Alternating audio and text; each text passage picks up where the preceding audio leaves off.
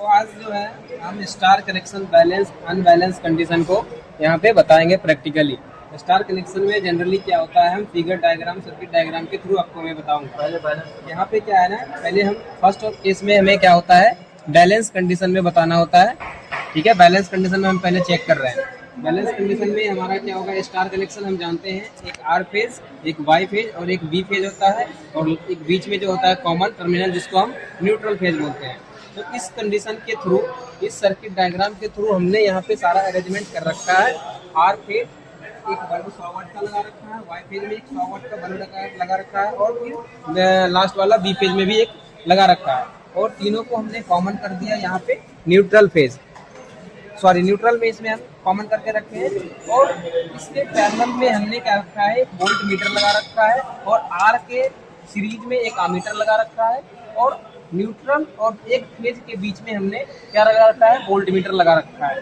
तो इससे हमें क्या फाइंड हो जाएगा, इससे हमें एक वी फेज मतलब फेज का वोल्टेज पता चल जाएगा, और आर फेज का हमें करंट पता चल जाएगा।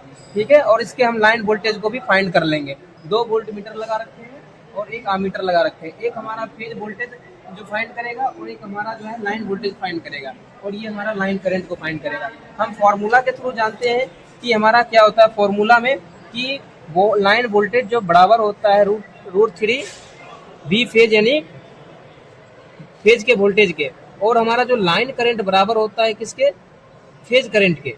अगर हम लाइन करंट पता कर लेंगे तो हमारा फेज करंट भी पता चल जाएगा। अगर लाइन वोल्टेज पता कर लेंगे तो फेज वोल्टेज भी हमारा पता चल जाएगा। तो आइए, हमने कनेक्शन करके रखा है, आइए हम इसको प्रैक्टिकली करके देखते हैं। और एक बार एमसीबी ऑन करने से पहले हम इसको सर्किट डायग्राम को चेक कर लेंगे। हमने इसको चेक करके रखा है, आप अगर जब कीजिए तो एक बार सर्किट डायग्राम कनेक्शन जरूर चेक करें। तो अभी हम जो है इसको ऑन करके देखते हैं। सर्किट डायग्राम फाइनली हमने चेक कर लिया है, अब इसको हम ऑन करके देखते हैं। जैसे ही ऑन किए, ये हमारा जो है फेज का वोल्टेज बताएगा। ये जो वोल्टेज हमारा है फेज का वोल्टेज दिखा रहा है, अब देख सकते हैं 212 का समथिंग बता रहा है। और ये जो है हमारा आमीटर जो हमारा लाइन करंट बता रहा है 0.4 बता रहा है।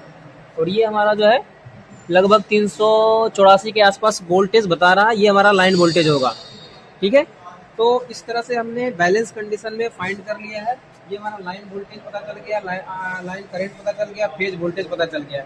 यहाँ से कैलकुलेशन के थ्रू हम आप निकाल भी सकते हैं। जब ये वोल्टेज पता चल गया, करंट पता चल गया, यहाँ से हम फेज का और लाइन दोनों का निकाल सकते हैं। ठीक है, थैंक यू।